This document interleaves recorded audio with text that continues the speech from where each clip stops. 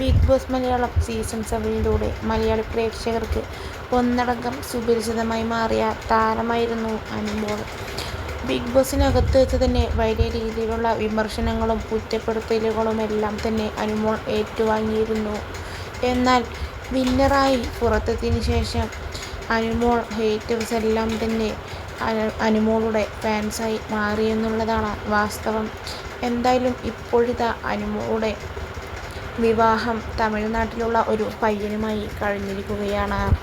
വിവാഹ ദിവസം മേക്കപ്പ് ചെയ്യുന്നതിനിടെ പൊട്ടിക്കരയുന്ന അനുമോളുടെ വീഡിയോയാണ് ഇതിനോടകം സോഷ്യൽ മീഡിയയിൽ വലിയ രീതിയിൽ വൈറലായി മാറുന്നത്.